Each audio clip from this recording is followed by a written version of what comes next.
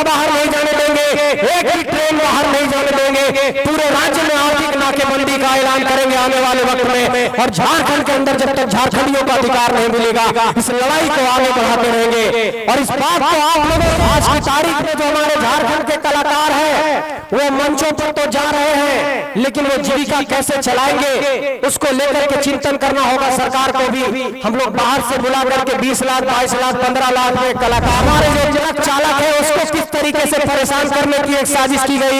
उन लोगों को कहा गया कि 10 लाख रुपया मुआवजा और 7 साल का जेल से है। इस लड़ाई के पीछे की पृष्ठभूमि क्या है, ये लड़ाई क्यों शुरुआत हुई है, आज झारखंडी गली गली में क्या जाकर के संघर्ष के लिए कदम ताल कर रहे हैं, इस बात को आपको समझाना चाहता हूँ। मोटा मोटी बात यह है कि 23 साल के बाद भी झारखंड में आज स्थानीय नीति नहीं बन पाई, हमारी स्थानीय नीति खतियान आधारित नहीं बन पाई, हमारी नियोजन नीति नहीं बन पाई।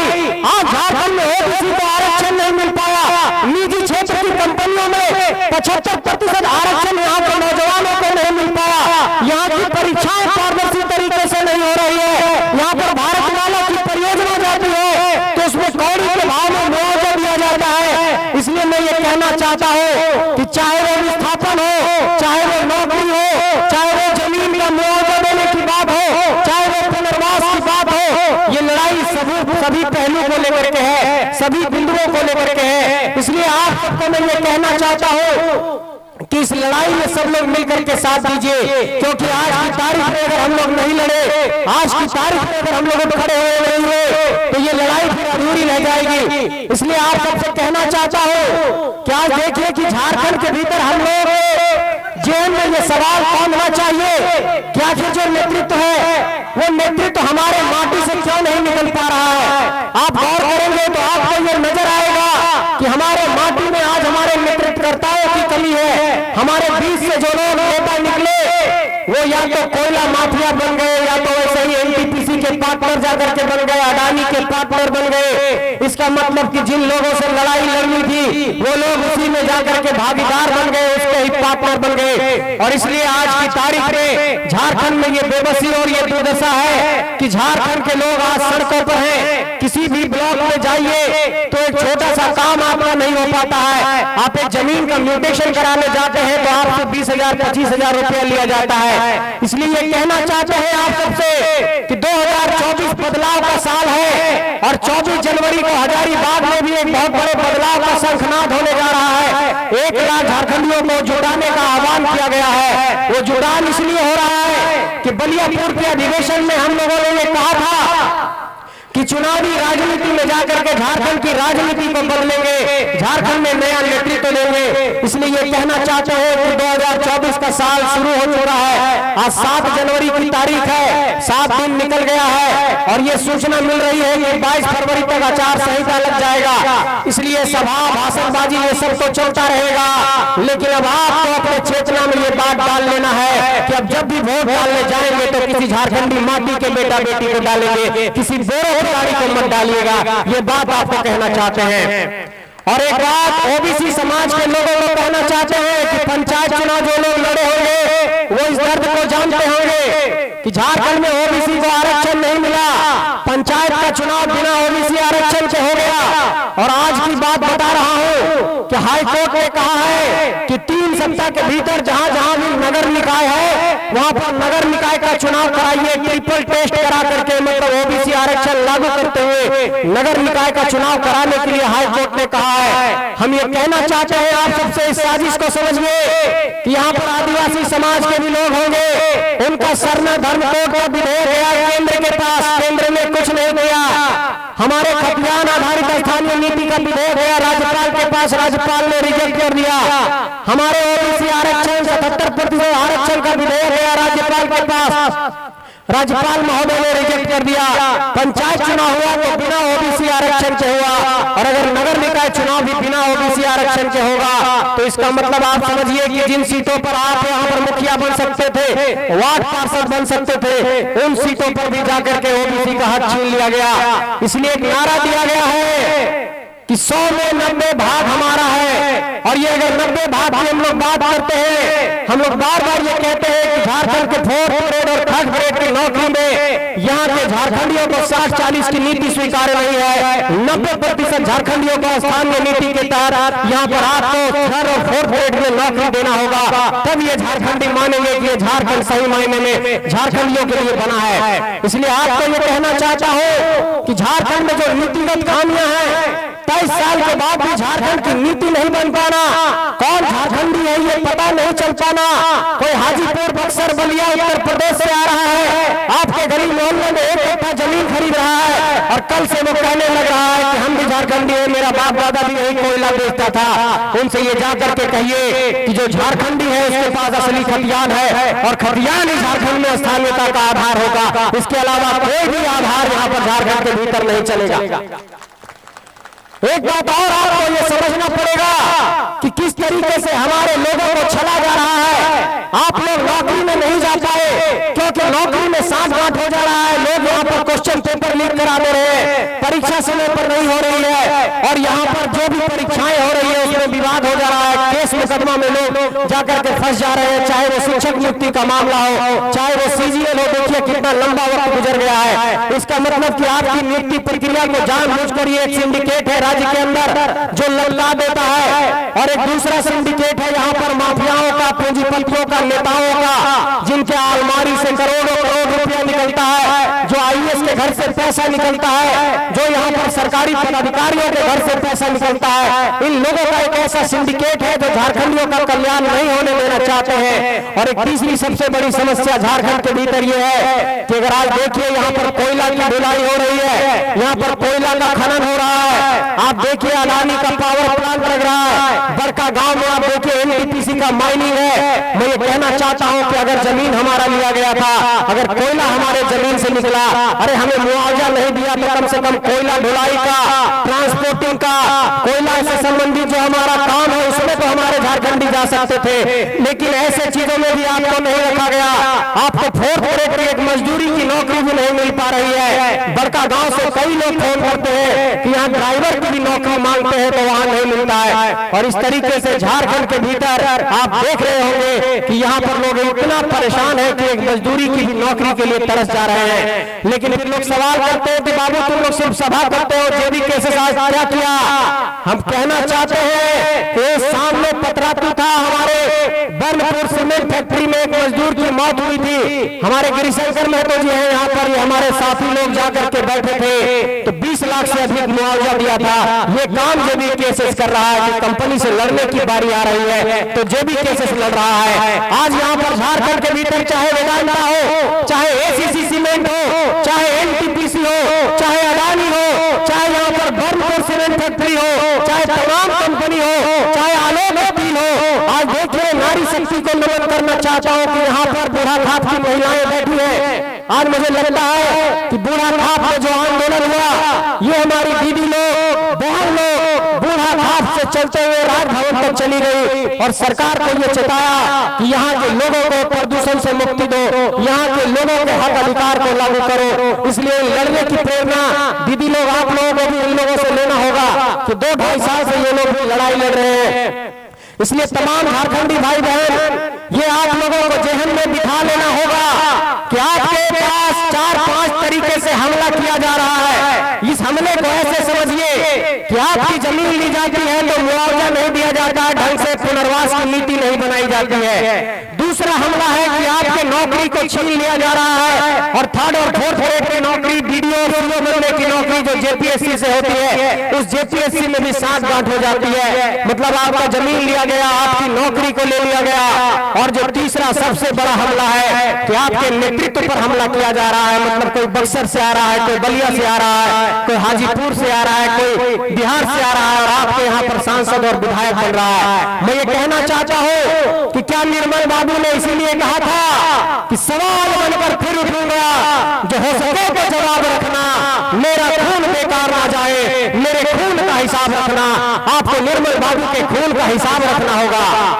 निर्मल बाबू ने जो खून बहाया विनोद बिहारी महतो ने वो झारखंड को दिया, सुधीर महतो ने वो झारखंड को दिया, और तमाम क्रांतिकारियों से ये जो झारखंड का इतिहास पता पड़ा है, चाहे रघुनाथ महतो हो, चाहे बिरसा मुंडा का इतिहास हो, चाहे सिद्धू कान्हू का इतिहास हो, चाहे नीलांबर पीताम्बर का इतिहास हो, चाहे तिलका मांझी का इतिहास हो, चाहे वीर बुद्धू भगत का इतिहास हो, चाहे शेख भिखारी का इतिहास हो, चाहे टिकैत उमराव का इतिहास हो। मैं ये कहना चाहता हूँ आप सबसे कि ये राज्य यूं ही नहीं बना है। जब बंगाल से बिहार 1912 में अलग हो रहा था, उसी वक्त ये आवाज गूंजी थी कि ये छोटा नागपुर इलाका एक अलग राज्य बनना चाहिए। और 15 नवंबर 2000 की तारीख को 88 साल के संघर्षों के बाद जब ये राज्य अलग हुआ, तो आप लोग जानते हैं कि दक्षिण बिहार के इस इलाके में कितना शोषण था, कितना जुल्म था, और उस शोषण और जुल्म को खत्म करने के लिए हमारे पूर्वजों ने झारखंड के अंदर झारखंड आंदोलन किया।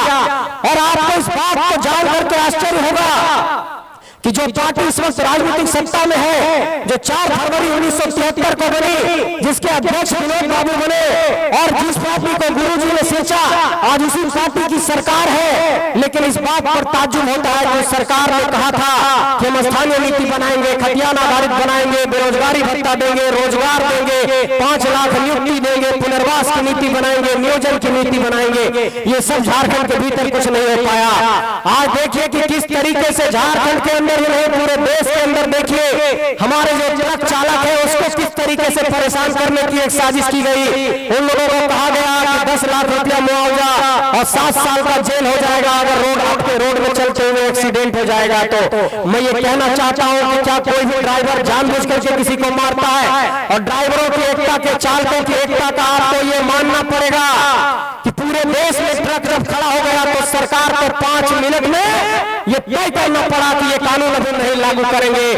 ठीक उसी तरीके से ये तय करिए कि पूरे झारखंड का कोयला बंद होगा, पूरे झारखंड का बालू बंद होगा, पूरे झारखंड का बिजली बंद होगा, और हमारे राज्य से एक भी चक्का बाहर नहीं जाने देंगे, एक भी ट्रेन बाहर नहीं जाने देंगे। पूरे राज्य में आर्थिक नाकेबंदी का ऐलान करेंगे आने वाले वक्त में। और झारखंड के अंदर जब तक झारखंडियों का अधिकार नहीं मिलेगा, इस लड़ाई को आगे बढ़ाते रहेंगे। और इस बात को आप लोगों के दिमाग में डालना चाहता हूं कि 23 साल के बाद इस झारखंड के अंदर कोई एक ऐसा लाल निकला जिसने मानकांड की धरती से इस बात का ऐलान किया कि अगर बिहार बिहारियों के लिए है, महाराष्ट्र मराठियों के लिए है, पंजाब पंजाबियों के लिए है, तो ये झारखंड सिर्फ झारखंडियों के लिए है। और इस ऐलान के साथ आपको कदम ताल करना होगा। और इस बात को आपको जेहन में बांध लेना होगा कि क्रांति की ऐसी ज्वाला बार बार नहीं निकलती है। सदियों में, सालों में, दशकों में ऐसा आंदोलन पनपता है। और आज लोग कहते हैं अरे का बाबू जेबी केसेस वाले बड़ी आंदोलन करो हा, बड़ी सभा करो हा, कहीं से फाइनेंस हो रहा लोगों पैसा आ रहा। हम ये कहना चाहते हैं कि बड़ा आंदोलन करने के लिए पैसे की जरूरत नहीं, जज्बे और हौसले की जरूरत होती है। और वो क्रांति का दीप हमारे लोगों ने जलाया है। आज अगर खपिया में सभा हुई है, मैं दावे के साथ ये कह सकता हूँ कि आप ही लोगों ने 100, 50, 500, 200 रुपया जमा करके इस सभा को सफल बनाया होगा। इसलिए ये कहना चाहते हैं कि आने वाले वक्त में अगर 1 रोटी चावल, 1 रोटी दाल, 2 रुपया भी मांगना पड़ेगा तो हम लोग गाँव-गाँव जाएंगे, खिचड़ी खाएंगे, आंदोलन करेंगे, लेकिन इस आंदोलन से पीछे नहीं हटेंगे। ये भरोसा आप लोगों को दिलाना चाहता हूँ। लेकिन एक बाद एक बात और कहो तो कि बाबू तो हम तो आंदोलन कर ले 2 साल से, को आप सांसद विधायक बनबो, झारखंड के हक अधिकार दिलेबो, तो 23 साल से हम यूं ऐसे देख रहे हैं बहुत अर्जुन मुंडा, मधु कोड़ा, शिबू सोरेन, हेमंत सोरेन, रघुवर दास, तो तोहनियों कहीं ऐसे ना हो जाओ कि तोहनियों धोखा दे दे झारखंडी के। हमने कहा कि अरे जो व्यक्ति घर में चावल के लिए जिसकी मां 3000 रुपया पेंशन पर टिकी हुई है, जो मानतान की गलियों में फुटबॉल खेलते हुए निकला और जिसने क्रांति की ज्वाला को झारखंड के अंदर जला दिया, वैसे घर से, खेत से, किसान के घर से अगर कोई क्रांतिकारी निकलेगा तो अपने घर परिवार से दगाबाजी नहीं करेगा। इस बात का भरोसा दिलाना चाहता हूँ। और अभी मेरे कुछ साथी पूछते हैं, दिल्ली वाले पत्रकार साथी लोग, कि तुम लोग इतना बड़ा आंदोलन करते हो तो इस आंदोलन का दिल्ली में कुछ दिखाई नहीं पड़ता है, इसका क्या कारण है? हमने कहा कि हमारे ताकत ये डिजिटल मीडिया, यूट्यूब के, फेसबुक के जितने पत्रकार हैं, ये हमारी असली ताकत है। क्योंकि जो बड़े चैनल वाले लोग हैं वो अदानी के ही और एनटीपीसी के ही दोस्त है, इसलिए दिल्ली में वो लोग हमारा नहीं दिखाते हैं। इसलिए एक बात कहना चाहते हैं कि आज की तारीख में आपकी लड़ाई बहुत बड़ी है, आपकी लड़ाई दूसरों से बड़ी है। बिहार में अगर कुछ होता है रेल रोकते हैं, दिल्ली में न्यूज चलने लगता है बड़े बड़े चैनलों में, नोएडा के चैनलों से कि बिहार में अभ्यर्थियों ने ये आंदोलन कर दिया। 2 साल से लाखों की भीड़ हम लोग ला रहे हैं, लेकिन उसके बावजूद भी आज तक दिल्ली की मीडिया इसको कवर नहीं करती है। इसके पीछे की साजिश ये है कि दिल्ली की मीडिया से कोयला के माफियाओं का एक बड़ा संबंध है, और इस कारण से झारखंड के अंदर के आंदोलनों को राष्ट्रीय फलक पर जगह नहीं दिया जाता है। और यही कारण है कि आज हमारे लोग झारखंड के अंदर देखिए कि कितने हमारे पत्रकार झारखंडी मूल निवासी हैं, स्थानीय लोग हैं, कितने हमारे लोग एसडीओ बने, कितने लोग हमारे बीडीओ बने, कितने हमारे सीओ बने, कितने हमारे दारोगा बने। और आज की तारीख में जब आंदोलन कर रहे हैं तो फर्जी एफआईआर कर करके हम लोगों को डराया जाता है, फर्जी एफआईआर के माध्यम से इस आंदोलन को रोकने की कोशिश की जाती है, और बार बार ये कहा जाता है कि अरे इसे धनबाद बोकारो से निकल तू है, तनी 2-4 को सभा कर लग तू तो अपन आपको नेता समझे लगल तू। हमने कहा ठीक है, बताते हैं आप लोगों को, आप लोगों ने अगर चुनौती दिया है तो रांची के टाटी सिलवे में 1.5 लाख की भीड़ आई, हजारीबाग में 1 लाख की भीड़ आई, जामताड़ा में 70-80 हजार की भीड़ आई, चतरा में 50 हजार की भीड़ आई, और तमाम इलाकों में जब आंदोलन होने लगा तो लोग ये कहने लगे कि ये सब कुछ कैसे हो रहा है। तो हम लोगों ने कहा कि झारखंड के अंदर अब लोग जाग चुके हैं और ये शोषण और जुल्म की इंतहा हो गई है, शोषण और जुल्म बर्दाश्त नहीं किया जाएगा। अब हर घर से एक क्रांतिकारी निकलेगा और झारखंड को बदलने का संकल्प लेगा और झारखंड को बदल करके रखेगा। मेरे साथियों, ये लड़ाई एक बहुत बड़े मुकाम तक पहुंच गई है और हम लोग चुनावी राजनीति में आना नहीं चाहते थे। सभी लोग पढ़े लिखे नौजवान यहाँ पर हैं, सब यूपीएससी और जेपीएससी की तैयारी कर रहे थे, लेकिन मजबूरी तौर पर हम लोगों को इस तरीके से झारखंड के अंदर एक नया शंखनाद करना पड़ा है। इसलिए आप लोगों से कहना चाहता हूँ कि जब हम लोग चुनावी राजनीति में कदम रखेंगे, 2024 नजदीक है, 22 फरवरी तक आचार संहिता लगेगी, तो हमारे पास संसाधन की कमी है। हमारे लोगों के पास कोई बड़ा फॉर्च्यूनर से नहीं आएगा, हमारे लोगों के पास बूथ कमेटी में पैसा बांटने के लिए नहीं होगा, हमारे लोगों के पास बड़ा लंगर चलाने के लिए पैसा नहीं होगा, हमारे लोगों के पास बड़ा पोस्टर बैनर के लिए पैसा नहीं होगा। हमारे लोगों के पास सिर्फ एक है, वो विचारधारा की ताकत है, वो झारखंडियत की भावना है, और इसी बुनियाद पर आप लोगों को मदद करना होगा। इसलिए आप सबसे कहना चाहते हैं कि इस आंदोलन को सब लोग मिलकर के मदद करिए, और ये झारखंड के एक जनमानस को सोचना होगा, और इस बात को बिल्कुल छोड़ दीजिए कि कौन यहाँ पर मंच पर दिखाई पड़ रहा है, कौन नेता बन रहा है, नहीं बन रहा है। सब आपके घर के ही बेटे हैं, भाई हैं, आपके ही घर के नौजवान हैं, और ये लोग मिलकर के झारखंड को बदलने के लिए निकले हैं। इस बात का भरोसा रखिए कि जब आंदोलन को 2-2.5 साल खींच लिए हैं, तो आने वाले वक्त में जहां पर भी जिससे भी जिस मोर्चे पर जिस तरीके से जिस कोने में टकराना पड़ेगा, तो झारखंड के नौजवान टकराएंगे, लेकिन इस लड़ाई को हम लोग शांत नहीं होने देंगे। ये भरोसा आप लोगों को दिला रहा हूं। और आज की तारीख में हम लोगों पर यह आरोप लगाया जाता है कि तुम लोग बाहरी भीतरी की बात करते हो। अभी हजारीबाग के एक इलाके में यहाँ पर एक कलाकार आ रहे हैं बिहार से, और वो बिहार के कलाकार का हम लोगों ने एक तरीके से सांकेतिक तौर पर एक विरोध दर्ज कराया है। लेकिन ये सरकार को कहना चाहता हूँ कि सरकार का आप देखते होंगे कि कला संस्कृति खेल कूद एवं युवा कार्य विभाग का एक मंत्रालय होता है। उस मंत्रालय की ये जिम्मेवारी है कि झारखंड के जो कलाकार हैं, झारखंड के जो खिलाड़ी हैं, झारखंड के जो नौजवान हैं, उनकी प्रतिभा को कैसे बढ़ाया जाए। आज की तारीख में जो हमारे झारखंड के कलाकार हैं वो मंचों पर तो जा रहे हैं, लेकिन वो जीविका कैसे चलाएंगे उसको लेकर के चिंतन करना होगा सरकार को भी।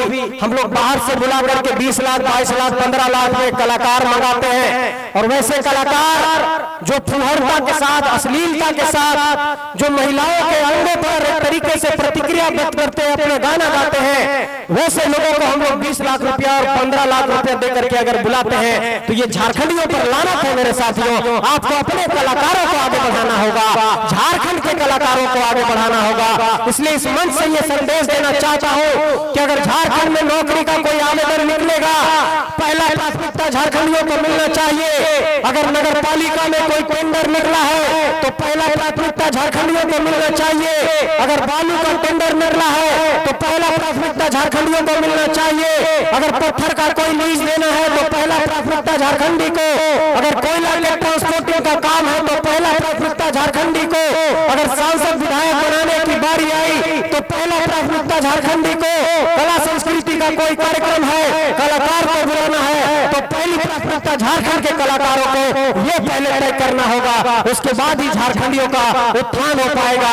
क्योंकि जब तक हम लोग आर्थिक तौर पर संपन्न नहीं हो पाएंगे, जब तक पैसे से हम लोग जंगल से दतवन और पत्ता चुरा करके लाते हैं, लेकिन आप एक कागज में नोट करिए कि झारखंड के भीतर जो कोयला चोर है वो कहां से आए हैं, तो पता चलेगा इस राज्य की सीमा के बाहर के लोग हैं। इसलिए ऐसे लोगों को भी झारखंड से बेदखल करना होगा, क्योंकि ये लोग हमारे अधिकारों का हनन कर रहे हैं। और एक बात और आपको समझना होगा कि लोगों ने झारखंड के भीतर अपने अंदर एक ताकत लाने का एक बड़ा गोटी से किया है। जैसे हम लोग के पास पारंपरिक हथियार के तौर पर हमारे पास तलवार होता है, फरसा होता है, टांगी होता है, दौली होता है, हसुआ होता है, लेकिन आप गौर करिए झारखंड के 24 जिलों में जो हथियारों के लाइसेंस जारी हुए वो लाइसेंस किन लोगों ने हासिल किया है, तो पता चलेगा कोई बिहार से आया, बलिया से आया, यूपी से आया, उन लोगों को हथियार का लाइसेंस दिया गया है। इसका मतलब कि वो पैसे से भी मजबूत हो रहे हैं, वो आत्मरक्षा से भी मजबूत हो रहे हैं, वो आपके ही जमीन को खरीद करके बिल्डिंग भी बना रहे हैं, वो अपना बिजनेस व्यापार भी चला रहे हैं। और इस तरीके से आपके संसाधनों पर एक बहुत बड़ा अतिक्रमण हो गया है। इसलिए 23 साल के बाद झारखंड जागा है। इस नींद को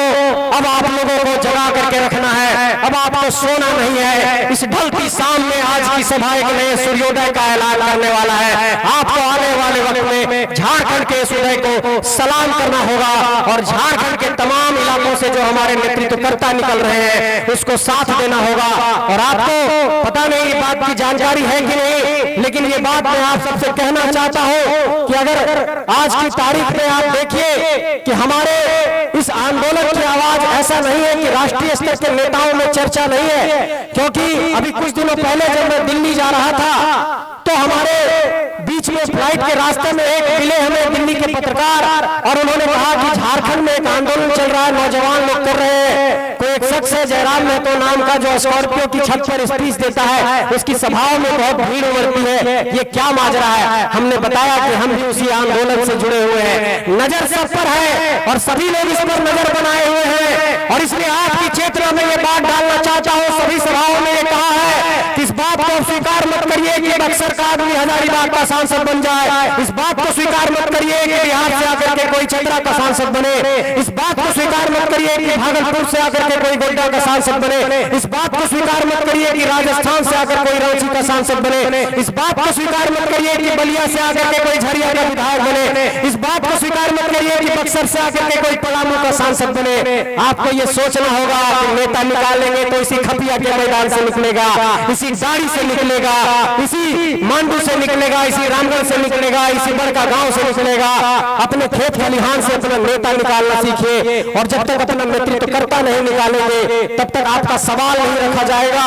क्योंकि यहाँ पर देखिए देश के सबसे बड़े पंचायत में 14 सांसद यहाँ से जाते हैं और 6 राज्यसभा के सांसद जाते हैं और 14 और 6 20 सांसद जाते हैं। आप देखिए मानसून का सत्र हुआ, शीतकालीन सत्र हुआ, किसी भी सत्र में झारखंड के भीतर, झारखंड के अंदर जो ये आंदोलन चल रहा है, इस आंदोलन को लेकर के देश के सबसे बड़े पंचायत, लोकसभा और राज्यसभा में कोई बात नहीं रखी गई। आप ये गौर करते होंगे कि दूसरे राज्यों में जब आंदोलन हुआ, मणिपुर में जब स्थिति बहुत विकट हो गई तो आपने देखा होगा कि वहां पर संसद के अंदर आवाज गूंजने लगी। लेकिन आज झारखंड के लोग ये कह रहे हैं कि हमारा स्थान यहाँ पर नहीं बन पा रहा है, हमारी स्थानीय नीति नहीं बन पा रही है, हमारी पहचान नहीं परिभाषित हो पा रही है। तो आज तक यहाँ पर इसके लिए आंदोलन की आवाज को सदन के अंदर, लोकसभा के अंदर नहीं रखा गया। इस बात को आपको समझना होगा कि कोई बलिया और बक्सर का आदमी आपका दर्द नहीं समझेगा।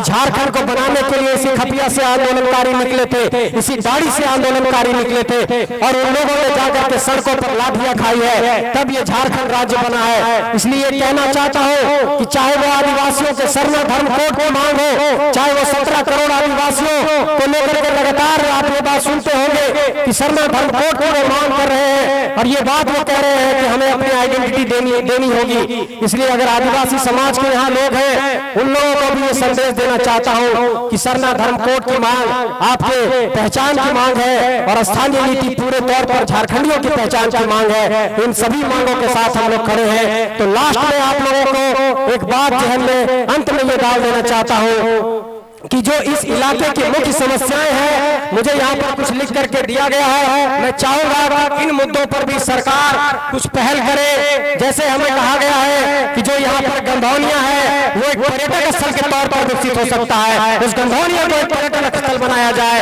और यहाँ पर जो कोयला का काम है उसमें बाहर के लोग ट्रक के माध्यम से चोरी कर रहे हैं, इस चोरी को जल्दी रोका जाए और लीगल तरीके से, वैध तरीके से यहाँ के कामकाज में यहाँ के लोगों को अधिकार दिया जाए। और उसके बाद गिद्दी सीई से लेकर के बड़का गांव तक 2 लेन का एक सड़क बनना चाहिए। सड़क की हालत बहुत खराब है, इस सड़क को लेकर के भी हम ये कहना चाहते हैं। और भारतमाला की परियोजना में यहाँ पर लोगों को मुआवजा कम दिया गया है, इसलिए ये कहना चाहते हैं कि अगर हमारे गांव के छाती को चीर करके अगर कोई सड़क बनाई जा रही है तो पहले ये तय करो कि जो विस्थापित होंगे उनको रोजगार कहां दोगे, उसके बच्चे कहां पढ़ेंगे, उसको पुनर्वास कहां दोगे, इस बात को पहले समझना होगा।